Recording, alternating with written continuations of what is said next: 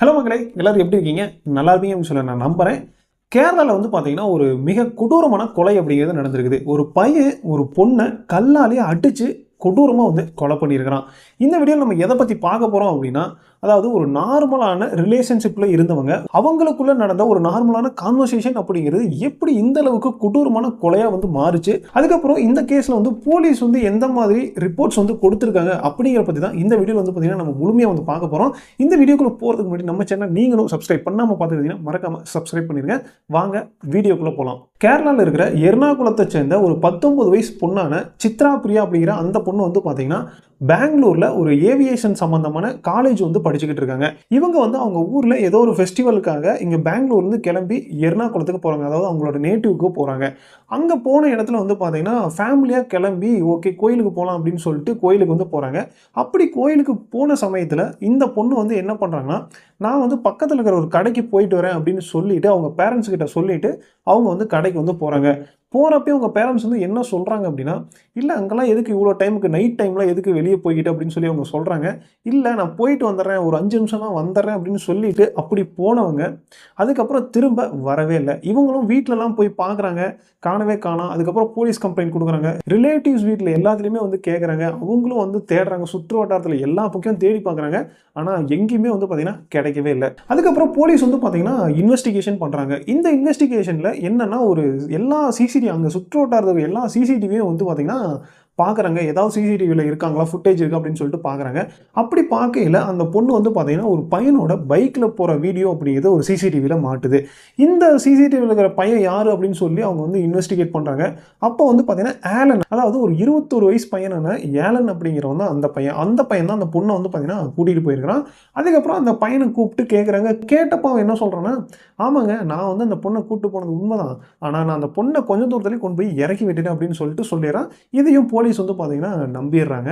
நம்பி அந்த பையனையும் வந்து ரிலீஸ் பண்ணிடுறாங்க. ஓகே இந்த பையனுக்கு ஒண்ணும் தெரியல போல. வேற யாரோ பண்ணியிருக்காங்க அப்படின்னு சொல்லி நினைச்சிடுறாங்க. அதுக்கப்புறம் ஒரு 3, 4 நாளைக்கு அப்புறம் வந்து பார்த்தீங்கன்னா, அவங்க ஊர் அதாவது அவங்க வீட்ல இருந்து ஒரு 1, 2 கிலோமீட்டர் தள்ளி இருக்கிற ஆள் நடமாட்டமே இல்லாத ஒரு ரப்பர் தோட்டங்க. அந்த ரப்பர் தோட்டத்து மலையில வந்து பார்த்தீங்கன்னா, ஒரு சடலம் அப்படிங்கிறது கிடைக்குது. ஒரு பாடி வந்து கிடைக்குது. இந்த பாடிய போலீஸ் போய் இன்வெஸ்டிகேட் பண்றாங்க. அதுக்கப்புறம் இவங்கள கூப்பிட்டு ஏன்னா ஒரு பாடி கிடைக்குது அப்படின்னா யாருன்னு தெரியல அப்படின்னா, ஏன்னா மூஞ்சிலாம் வந்து பார்த்தீங்கன்னா செதஞ்சு போயிருக்குது. யாரு அப்படின்னு சொல்லி கேட்கிறப்ப, இவங்களும் இந்த பொண்ணோட பேரண்ட்ஸ் போய் பார்க்குறாங்க. அப்படி பார்க்குறப்ப ட்ரெஸ் வந்து மேட்ச் ஆகுது. அதுக்கப்புறம் அந்த பொண்ணு போட்டிருந்த அந்த நகை எல்லாமே வந்து பார்த்தீங்கன்னா மேட்ச் ஆகுது. உடனே பேரண்ட்ஸ் வந்து பார்த்தீங்கன்னா பயங்கரமா ஓன்னு அழ ஆரம்பிச்சிடுறாங்க. அதுக்கப்புறம் தான் இந்த இன்வெஸ்டிகேஷன் அப்படிங்கிறது மறுபடியும் வந்து பார்த்தீங்கன்னா ஸ்டார்ட் ஆகுது. இந்த சிசிடிவின்னு சொன்னோம் பார்த்தீங்களா, அந்த சிசிடிவில 2 ஃபுட்டேஜ் அப்படிங்கிறது கிடைச்சிருக்குது.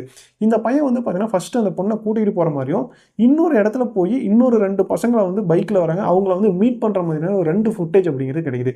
உடனே இவங்க என்ன பண்ணாங்கன்னா, ஒருவேளை அந்த பசங்க வந்து பண்ணியிருப்பாங்களா? அப்படின்னு சொல்லி விசாரிக்கிறாங்க. அப்படி விசாரிக்கிறாங்க. மறுபடியும் ஆலன வந்து பார்த்தீங்கன்னா கஸ்டடியில எடுக்குறாங்க.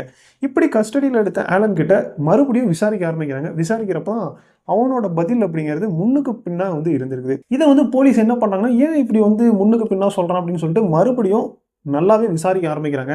அப்படி விசாரிக்கிறப்ப தான் அவன் வந்து என்ன சொல்றான் அப்படின்னா, "நான் தான் கொலை பண்ணிட்டேன்" அப்படின்னு சொல்லி சொல்றான். எப்படி வந்து நீ கொலை பண்ண? எதுக்காக கொலை பண்ண? அப்படின்னு சொல்லி போலீஸ் வந்து கேட்கிறப்ப, அவன் அதுக்கப்புறம் தான் வந்து பார்த்தீங்கன்னா, அந்த கதைய வந்து சொல்ல ஆரம்பிக்கிறான். நாங்க வந்து பார்த்தீங்கன்னா, ஸ்கூல்ல இருந்தே வந்து லவ் பண்ணிக்கிட்டு இருந்தோம். நாங்க வந்து ரொம்ப நாளாவே ரிலேஷன்ஷிப்ல இருந்தோம். ஆனா கொஞ்ச நாளா இவ வந்து பார்த்தீங்கன்னா, என்னோட பேசுறதில்ல. இவ எப்ப வந்து பெங்களூர் போனாலோ, அப்ப இருந்து பெரிய லெவல்ல கான்வர்சேஷன் இல்ல அப்படின்னு சொல்லி இந்த பையன் வந்து சொல்றான். அதனால பிரேக்கப் ஆனனால வந்து பார்த்தீங்கன்னா, கடைசியா ஒரு டைம் வந்து பேசலாம். எல்லாமே முடிஞ்சிரும். ஏன்னா, அந்த பொண்ணு வந்து பார்த்தீங்கன்னா, பெங்களூர் போயிடுச்சு. இவன் வந்து அதே ஊர்ல எர்ணாகுளத்திலேயே வந்து இருக்கிறான். அதனால அவங்களோட ரிலேஷன்ஷிப்ல வந்து பார்த்தீங்கன்னா, ஏதோ ஒரு விரிசல் வந்து ஏற்படுது. அப்ப அந்த பொண்ணு வந்து ஊருக்கு போன டைம்ல எப்படியாவது வந்து மறுபடியும் பேசி சமாதானப்படுத்துறதுக்காக வந்து பார்த்தீங்கன்னா, அந்த பொண்ண வந்து கடைசியா நான் உன்கிட்ட வந்து பேசிக்கிறேன். ஒரு 5 நிமிஷம் பேசிக்கிறேன் அப்படின்னு சொல்லி தான் அந்த பையன் வந்து கூட்டிட்டு போனதா வந்து சொல்றான். இவன் வந்து அதாவது அந்த பையன் சொன்ன கான்வர்சேஷன் தான் இது. அதுக்கப்புறம் கூட்டிட்டு போறான். அப்படி கூட்டிட்டு போனதா அந்த ஆள் நடமாட்டமே இல்லாத ஒரு இடத்துக்கு வந்து பார்த்தீங்கன்னா, கூட்டிட்டு போயிடுறான். கூட்டிட்டு போய் 2 பேருமே பேசிக்கிட்டு இருக்காங்க. அப்படி பேசுறப்ப அந்த பையன் வந்து பார்த்தீங்கன்னா, அந்த பொண்ணோட செல்ஃபோன வந்து வாங்கி பார்த்ததாவும், அப்படி வாங்கி பார்க்குறப்ப அந்த பொண்ணு வேற யாரோட்டயோ பேசிக்கிட்டு இருந்ததாவும், அப்படி இது யாரு அப்படின்னு கேட்கிறப்ப, இல்ல இது என்னோட ஃப்ரெண்ட் தான் அப்படின்னு சொன்னப்ப, இல்ல நீ வந்து வேற யார்ட்டயோ பேசிக்கிட்டு இருக்க அப்படிங்கிற மாரி அவன் வந்து பார்த்தீங்கன்னா, ரொம்ப பொசெசிவா இருக்கான் சொல்லப்போனா. பொசெசிவா அதாவது இந்த பொண்ணு வந்து வேற யார்ட்டயுமே பேசக்கூடாது அப்படிங்கிறத அவன் வந்து நினைக்கிறான். அப்படி இருக்கிறப்ப அந்த பொண்ணு என்ன சொல்றா, இல்ல இல்ல என் ஃப்ரெண்ட் தான் அப்படின்னு சொல்லி 2 பேத்துக்குள்ளேயும் சண்டை வந்துருது. அந்த பொண்ணு பலார் பலார்ன்னு அடிச்சதாவும், அதுக்கப்புறம் இவன் பயங்கரமா கோபப்பட்டு பக்கத்தில் இருந்த கல்லை எடுத்து அந்த பொண்ணோட மண்டையில் அடிச்சிட்டதாகவும் வந்து பார்த்தீங்கன்னா சொல்கிறான். அந்த டைமில் அந்த பையன் வந்து நான் ஃபுல் போதையில் இருந்தேன், அதனால எனக்கு என்ன பண்ணுன்னு எனக்கு தெரியல அப்படிங்கிற மாதிரி அவன் வந்து பார்த்தீங்கன்னா வாக்குமூலம் கொடுத்துருக்குறான்.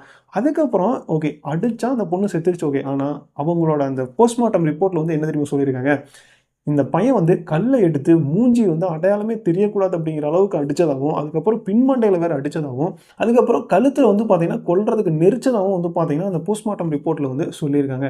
அதனால இந்த பையன் சொல்கிறது என்ன, நான் வந்து ஏதோ ஒரு எமோஷனில் கல் எடுத்து அடிச்சுட்டு அந்த பொண்ணு வந்து செத்து போயிட்டா அப்படின்னு மட்டும்தான் அவன் சொல்கிறான். ஆனால் போஸ்ட்மார்ட்டம் ரிப்போர்ட்டில் கொஞ்சம் டீட்டெயிலாக வந்து பார்த்தீங்கன்னா பின்மண்டையில் தாக்குனதாகவும், முன்னாடி மூஞ்சியில் வந்து பார்த்தீங்கன்னா பயங்கரமாக போட்டு அடித்ததாகவும் வந்து பார்த்தீங்கன்னா சொல்லியிருக்காங்க. அப்படி பார்க்குறப்ப இந்த பையன் வந்து பார்த்தீங்கன்னா இன்டென்ஷனாக தான் வந்து அந்த பொண்ணை கூட்டிகிட்டு போய் கொலை பண்ண மாதிரி வந்து பார்த்தீங்கன்னா தெரியுது. ஆனால் இந்த கொலை அப்படிங்கிறது வந்து எப்படி சொல்கிறது, அதாவது ஒரு ரிலேஷன்ஷிப்பில் இருப்பாங்க. கண்டிப்பாக ரிலேஷன்ஷிப்பில் இருக்கிறவங்க மற்றவங்க கிட்ட பேசக்கூடாது அப்படின்னு சொல்லி கண்டிப்பாக வந்து நினைப்பாங்க. ஆனால் அப்படி இல்லை. இந்த ரிலேஷன்ஷிப் வந்து பார்த்தீங்கன்னா பிரேக்கப் ஆகிருக்குது. ரிலேஷன்ஷிப்பில் இல்லாமல் இருந்தாலுமே அந்த பொண்ணு வந்து பார்த்தீங்கன்னா மற்றவங்க கிட்ட பேசுறது இவனுக்கு வந்து பிடிக்காமல் இருந்திருக்குது. அதுக்கப்புறம் போலீஸில் வந்து என்ன சொல்கிறாங்கன்னா இன்வெஸ்டிகேஷனில் அவங்க பண்ண இன்வெஸ்டிகேஷன், ஏன்னா அந்த பொண்ணோட ஃபோனையும் இவனோட ஃபோனையும் வந்து பார்த்தீங்கன்னா எடுத்து அவங்க வந்து ஃபாரன்சிக் அனுப்பி செக் பண்ணதில் என்ன சொல்லியிருக்காங்கன்னா, அவன் நிறையா டைம் சேட்டில் வந்து அந்த பொண்ணை நான் கொன்றுவேன், உன்னை வந்து நான் கொன்றுவேன் அப்படிங்கிற மாதிரி மிரட்டினதாக வந்து பார்த்தீங்கன்னா சொல்லியிருக்காங்க. அதனால இந்த பையன் வந்து பார்த்தீங்கன்னா மோட்டிவாக தான் அந்த பொண்ணை கூட்டிகிட்டு போனதும், கூட்டிகிட்டு போய் கடைசியாக அந்த கான்வர்சேஷன் அப்படிங்கிறது கொலையில் முடிஞ்சிருச்சு அப்படின்னு சொல்லி சொல்கிறாங்க. இந்த கொலையை பொறுத்த வரைக்கும் என்னன்னா, அதாவது இப்போ இருக்கிற காலகட்டத்தில் ரிலேஷன்ஷிப் அப்படிங்கிறது எப்படி எப்படியோ போய்கிட்டு இருக்கு. டெய்லியும் வந்து பார்த்தீங்கன்னா ஏகப்பட்ட மர்டர் அப்படிங்கிறது நடந்துக்கிட்டு தான் இருக்குது. ஏன்னா அதாவது சொல்லப்போனால் ஒவ்வொரு டைப்பாக வந்து பார்த்தீங்கன்னா மர்டர் நடந்துகிட்டு இருக்குது. சூட்கேஸில் போட்டு அடைக்கிறதா இருக்கட்டும், இல்லை தண்ணியில் போட்டு வேக வச்சு கொண்டு எங்கேயாவது நாய்க்கு போடுறதா இருக்கட்டும், இந்த மாதிரி ரகரகமாக வந்து பார்த்தீங்கன்னா நடந்துக்கிட்டு தான் இருக்குது. எதுக்காகனா இந்த கொலையை வந்து எப்படியாவது மறைச்சிடணும், ஏதோ ஒரு விதத்தில் ஏதோ ஒரு எமோஷனலில் அடித்து கொண்டுறாங்க. அதுக்கப்புறம் இந்த கொலை எப்படி மறைக்கிறதுன்னு தெரியாமல் இந்த மாதிரி விஷயங்கள்லாம் வந்து பார்த்தீங்கன்னா பண்ணிக்கிட்டு இருக்காங்க. ஆனால் இன்னைக்கு இருக்கிற ரிலேஷன்ஷிப் அப்படிங்கிறது ரொம்ப மோசமாக தான் இருந்துகிட்டு இருக்கு அப்படின்னே சொல்லணும். உண்மையாக சொல்லப்போனால் ஒரு பொசசிவ்க்காக இப்படி ஒரு கொலை நடந்திருக்கு அப்படின்னு சொல்றது ரொம்பவே ஆச்சரியப்பட வேண்டிய விஷயமா தான் இருந்துகிட்டு இருக்குது. ஏன்னா இன்னைக்கு வந்து பார்த்தீங்கன்னா பொண்ணுங்களும் பசங்களும் வந்து லவ் பண்ணுறாங்க, இல்லை ரிலேஷன்ஷிப்பில் இருக்காங்க.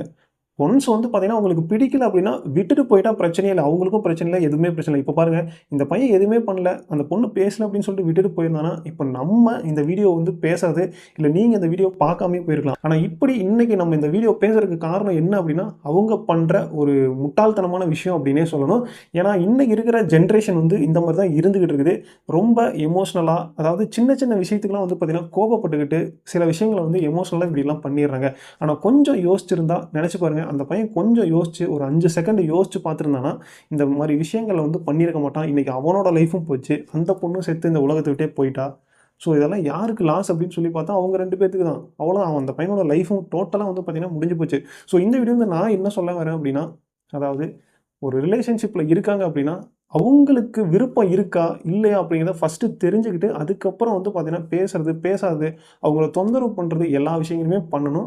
ஸோ இதுதான் இந்த வீடியோவில் நான் சொல்லணும் அப்படின்னு சொல்லி நினச்சது. சரி ஓகே, இந்த வீடியோ உங்களுக்கு பிடிச்சிருந்து அப்படின்னா மறக்காமல் ஒரு லைக் பண்ணிடுங்க. அதுக்கப்புறம் உங்கள் ஃப்ரெண்ட்ஸ் எல்லாத்துக்கும் வந்து பார்த்தீங்கன்னா இந்த வீடியோவை ஷேர் பண்ணுங்கள். ஏன்னா ஒரு மோசமான ரிலேஷன்ஷிப் அப்படிங்கிறது எந்த லெவலில் கொண்டு போய் விடும் அப்படிங்கிறதுக்கு இந்த வீடியோ வந்து பார்த்தீங்கன்னா ஒரு எடுத்துக்காட்டு அப்படின்னே சொல்லணும். ஓகே, அடுத்து இன்னொரு வீடியோவோட உங்களை சந்திக்க வரைக்கும் டாடா பாய். தேங்க்யூ.